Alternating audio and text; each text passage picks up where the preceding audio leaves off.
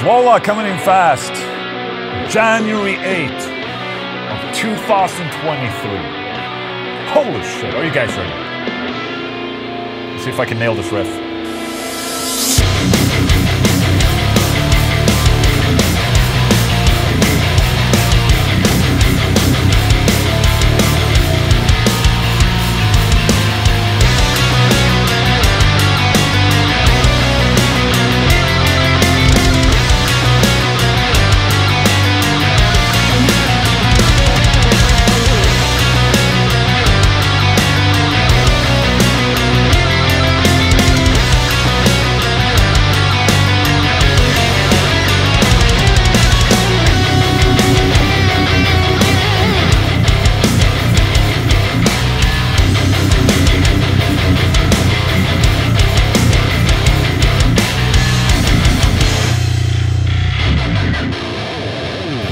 Yeah, baby, what's up? Oh, shit, Again. How are you guys doing? Welcome to Sunday with Ola 118. Holy shit. It's the first of its kind. 118. I never reached this amount of SWOLAs before. I'm still sort of half and half, still home with my kids. My kids are home from school, so, you know, most part of the day, I'm trying to, you know, activate them and do shit. And earlier this day, so not on this Sunday, with the day when I'm recording this Sunday with Ola, we went to like an indoor swimming pool, and you know, they have all these, you know, water slides and all that. It's incredible. Okay, just as we left, somebody in there shit the pool, and they had to close the pool. And it wasn't me. I promise, it wasn't me. I know I'm old, but I'm not that old that I can't control my shitting. You know what? I'm not even sure why I'm telling you this. But I'm just trying to explain something. What am I explaining? That, you know, I'm here for you guys today, recording a SWOLA, even though, you know, I'm sort of home with my kids. You know, show has to go on. Let's go. Are you guys ready? 8th of January. Ho, ho, ho. No, no, no. Shit. ThaNews. You know, I'm just happy that Christmas and New Year's is over, because now we're actually getting news. You know, everyone is basically at home celebrating Christmas and New Year, so they don't really give a shit about the news. So, you know, stale news. That's just how it is. But finally, we're back, baby. We have news. First piece of news comes from Pantera producer Sterling Winfield, saying that other guitarists than Zakk Wylde were brought up for comeback tour. Sterling says in the end, Wylde was a no-brainer. Sterling said this during an interview with Reckless Rock Radio. There was no doubt in my mind that Anthrax Charlie Benante would be the one to take over for Vinnie Paul. It was a no-brainer, absolutely no-brainer. Now, there were some other guitar folks that were brought up. I'll just say this, that it would not have been a good fit, and quite honestly, they would not have been able to pull it off. But it always kept circling back around to Zakk. Because he knew Dime better than most any other guitar players on the planet knew him. Is it gonna be Dimebag's Darrell's exact notes and riffs and everything? No, it's Zakk Wylde, you idiots. It's Zakk. And this is very interesting, because then I can ask, okay, who was on this list of people that they were considering? Obviously, you know, no-brainer Zakk up here, but there were other people in the mix, okay? Mark Tremonti of Alter Bridge was one of these people. What the hell? I've been home for far too long. That's a Pantera lyric, holy shit. I've been home with my kids for way too long, so, you know, I'm not, you know, it takes a while to switch over to English again. Mark Tremonti of Alter Bridge was one of these people that they actually asked, or Rex asked. Creed guitars, okay, I know that he's Creed's guitar player, but I mean, isn't Alter Bridge bigger now? I think it should say Alter Bridge Guitar says that he turned down Rex Brown's suggestion to put your name in the hat. A number of years ago, I was talking with Rex at the Download Festival, and he was talking about a possible Pantera reunion, Tremonti told Overdrive. He looked at me and said, "You should put the name in the hat!" And I was like, "No way, man. You have to be a certain type of personality to take on that role," Tremonti continued, explaining the reasoning behind his immediate pass. It's not just about playing, it's very much the personality, and Dime had a huge presence. Put it in this way, nobody's gonna flip off Zakk Wylde on stage. They very well might do that to me, but there's just no way I would put myself in that situation. So basically, Mark understands the huge commitment and the shoes that he needed to fill to be able to play in Pantera. I completely agree with both Sterling and Mark Tremonti. Zach is the obvious choice. One, he was Dimebag's friend. Two, he's a well-established guitar player that played tons and tons of arena shows and has, you know, the numbers behind him. And he's also a sick-ass guitar player. So I completely agree with both Mark and Sterling Winfield about that Zach was the right choice. But I wonder who else was on the list. That has me curious. Next piece of news is that Behemoth's Nergal thinks heavy metal records are becoming too polished. Every click, every kick, every snare drum, every part of the record is exactly the same. Obviously a comment with overproduction these days where, you know, you have death metal bands that are just like snap to grid, you know, the snares are just it's basically inhuman. You know, the drums are inhuman. I guess guitars are inhuman too. I guess that's what he's referring to. But let's read on. Every band these days, you talk to every band, and every band, literally, heavy metal band, thrash, death, whatever, says, oh, we managed to get that organic sound. And then I go and listen to those records and I'm like, there's nothing organic about this record. He continued saying that organic is when music fluctuates, when there's dynamics, when it goes up and down. These days, you can friggin' perfect things to the point that you cannot friggin' listen to it because the perfection makes things boring, imperfect, and a whole lot uninteresting. Live, it's not perfect, that's why it's so freaking exciting. Okay, I have to be really careful too about swearing nowadays because YouTube has a new policy where they're basically just gonna demonetize any video where you're swearing a lot. So they go back in my previous videos and demonetize the videos. So I have to be really careful about saying friggin', you know, but not friggin', the other word, you know. Yes. So why make things that are just so freaking polished? I don't get it, especially in extreme metal music. It's gotta be friggin' weird. It's gotta be dangerous. Where's the danger factor? So I really wanted to bring the danger factor back to our music. It was present, but maybe this is the record where it's the most present ever. So metal news magazines online can quote me on this one when I say that these are the words of an old metal fart. Just like me, because I absolutely agree to what he's saying right here. You know, I grew up on albums that were not recorded on a computer, that, you know, where bands had to really perform well or really know their music before they even hit the studio. And, you know, they would just perfect their craft and get a real live groove happening on an album. I'm used to that. I bet that Nergal is also used to that. So nowadays, when you hear like death metal bands that have 240 BPMs per minute songs and it's just a grid of kicks and snares and perfectly synced guitars, it is a little bit weird. It does sound robotic. But that's the thing about music. The newer generation that grew up and started listening later, they're used to this. And you know, maybe that's a sound that they like. You know, this completely robotic and, you know, just really super tight type of sound.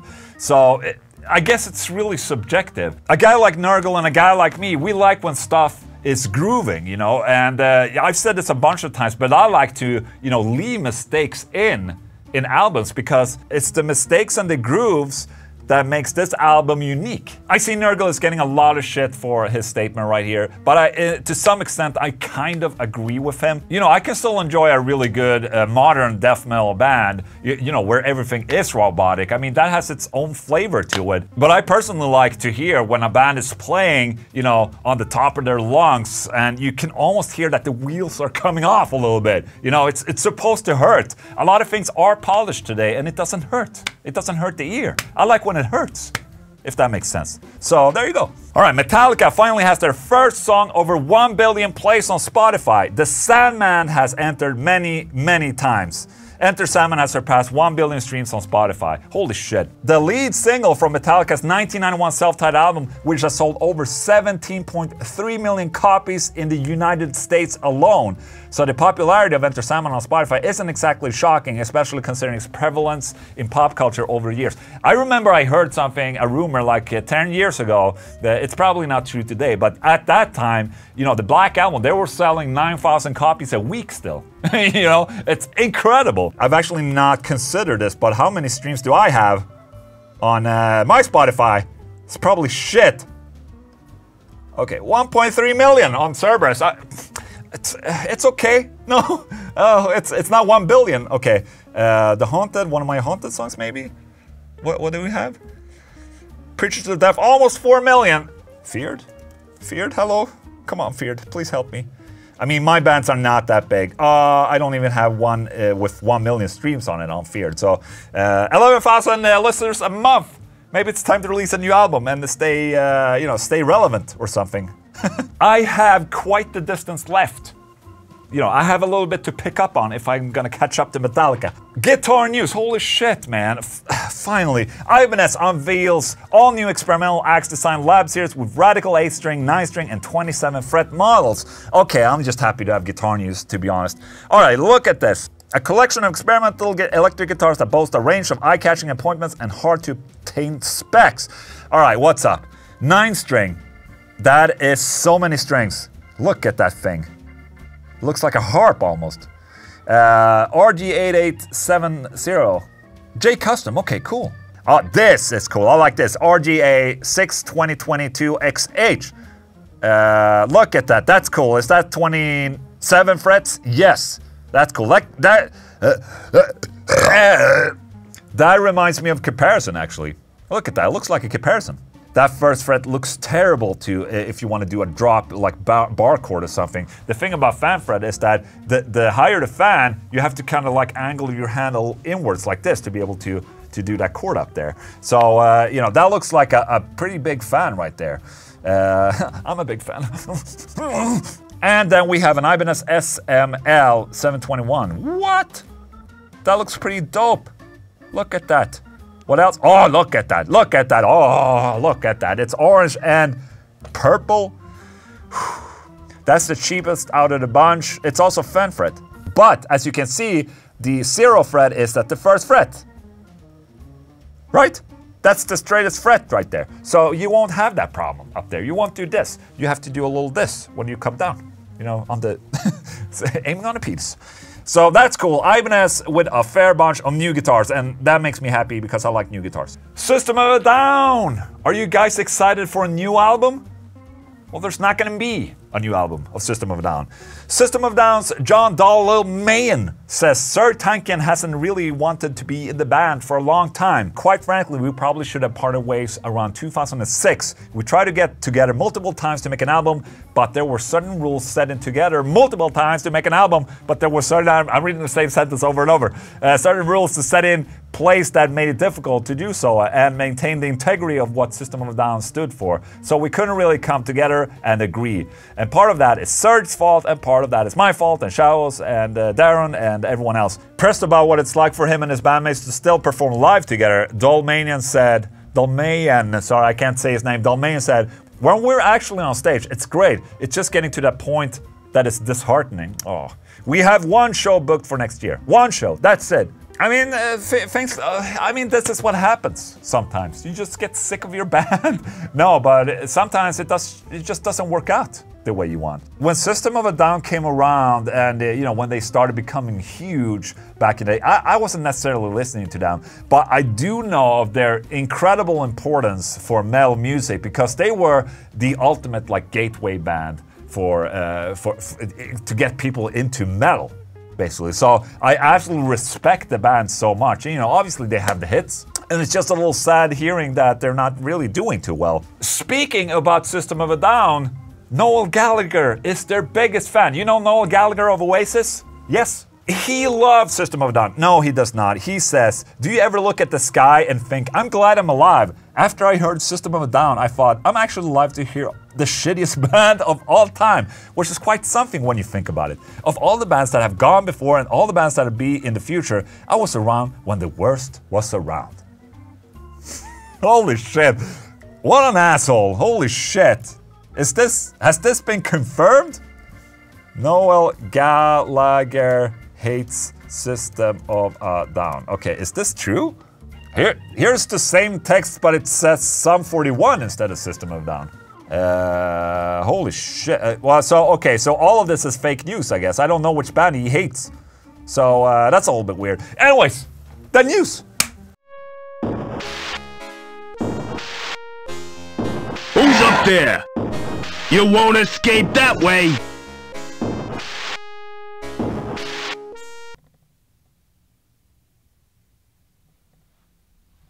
Echo. Hello. I'm alone at the office. No one is here, man. What do I do? It's the week after New Year, so not much happening at the office. There's no one here, basically. And I'm in here working. People need a SWOLA. The problem is I have no ideas of what I should make for an Adventures with Ola. There's absolutely nothing happening. And then it dawned on me that I did a test of Glenn Fricker's pedal last week, and I did it in the other room. I'm gonna fire it up in this big room and, you know, do it pretty loud. No one's here. I can crank it up to hell and back, basically. So I figured I would do that.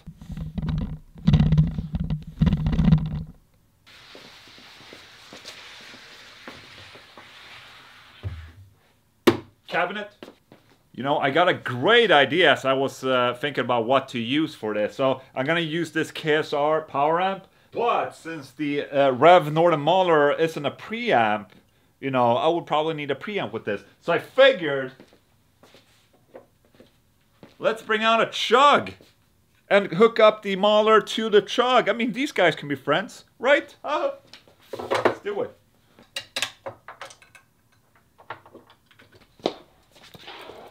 Sometimes you just have to make your own adventure, you know?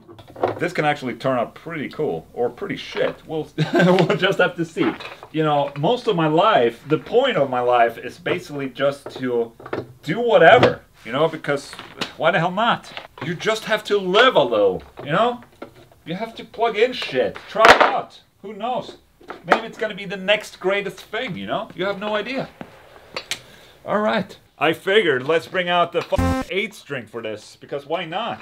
Alright, we have Northern Mauler right there, goes into the chug, going into the KSR power amp. It's a 50-watt 2 power amp, and into this Hesu 2x12. Shit, man, I'm excited. This could be awesome.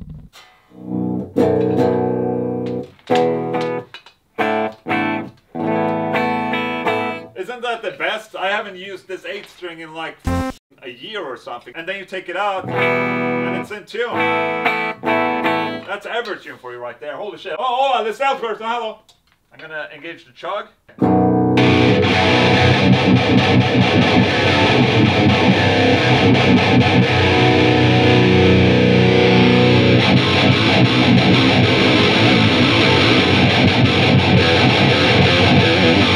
Alright, Northern Mauler and chug together.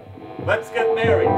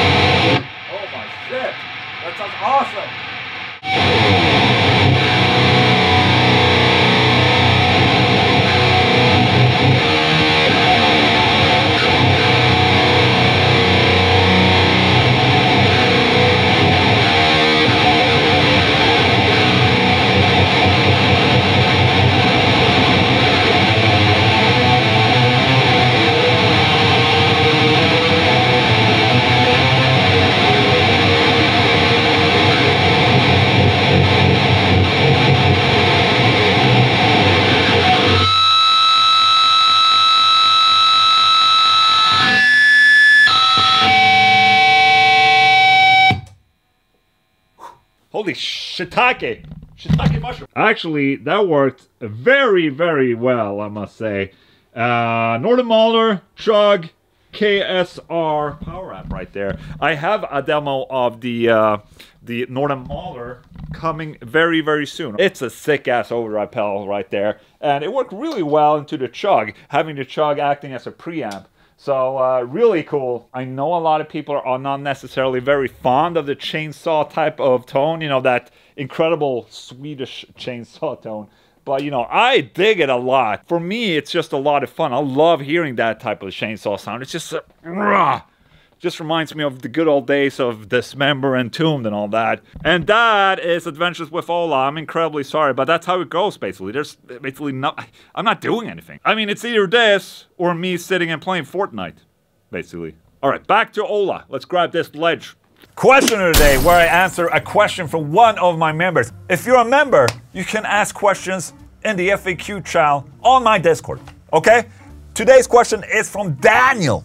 Hey Ola, so I was wondering something. What kind of scale length do you prefer on a guitar for like comfort and stuff? Because this guitar is 25.5-inch scale length, and to me the strings feel a little tight, and it's difficult to do stuff like the harmonic squeals or pull vibrato as hard as, say, like a 24.75-inch scale length guitar.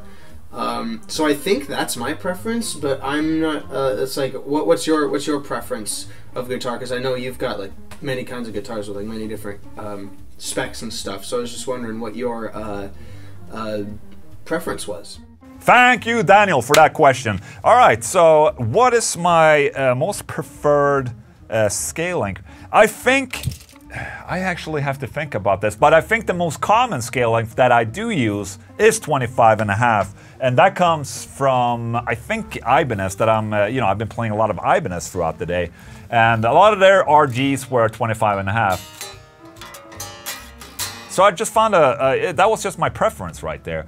And also, that Ibanez, the Universe, is 25.5, and I played that for a long time. I just think 25.5 is a really good middle ground for most tunings that I'm in. So I can play like in this. I think this is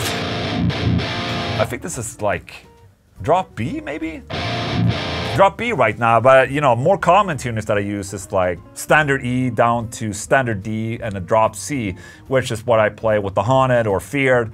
And stuff like that. So 25.5 works great. But if you go down and play a 24.75-inch scale length, it does feel easier to play. It's a little bit easier on the fingers. So Jensen, the other guitar player in the Haunted, he plays on an E-type solo guitar, which is in 24.75-inch scale length. And using the string thickness as I do, 10-52, it's not as tight. And he gets a little bit extra leeway, and you don't have to force the strings as much when you do bends and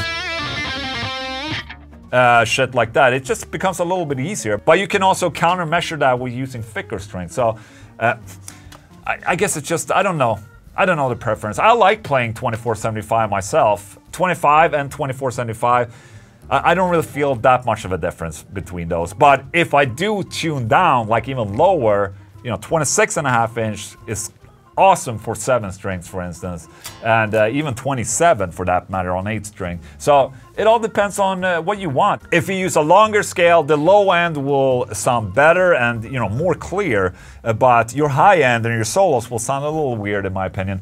If you go for a shorter scale, it's easier to play on. Most of it sounds good, but I don't know. It's down to preference. I probably prefer 25.5. I would say, because that's what I play the most, I guess. So there you go. Awesome. Thank you, Daniel.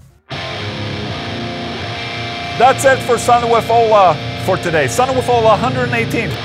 If you want to be a part of the Sunday with Ola Riff Challenge, you download the drums in the description of this video. You make your own riffs. You upload your video to YouTube. Hashtag SWOLA118. And I might check you out in the upcoming live stream, this one tomorrow, on channel number 2, okay?